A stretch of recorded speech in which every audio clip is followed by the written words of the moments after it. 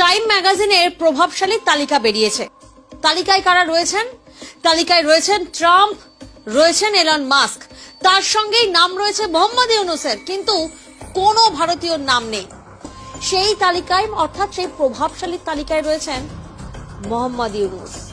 প্রভাবশালীদের মধ্যে রয়েছেন বাংলাদেশের অন্তর্বর্তী সরকারের প্রধান উপদেষ্টা মোহাম্মদ ইউনূস, মার্কিন প্রেসিডেন্ট ডোনাল্ড ট্রাম্প ও টেসলা কর্তা এলন মাস্কের সঙ্গেই তালিকায় নাম লিখিয়েছেন মোহাম্মদ ইউনূস। অর্থাৎ 100 জন প্রভাবশালীদের নামের মধ্যে ডোনাল্ড ট্রাম্পের নাম রয়েছে, এলন মাস্কের নাম রয়েছে, মোহাম্মদ ইউনূসের নাম রয়েছে, কিন্তু কোনো ভারতীয় নাম নেই। ট্রাম্প আর মাস্ক এই দুজনের তো নাম রয়েছে, তবে জানেন তাদের নামের পাশেই নাম রয়েছে মোহাম্মদ ইউনূসের।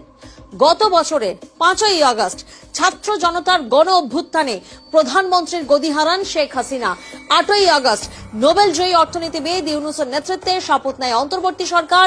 84 বছর বয়সে ইউনূস এই তালিকায় উঠে আসে সবচেয়ে প্রবীণ ব্যক্তি।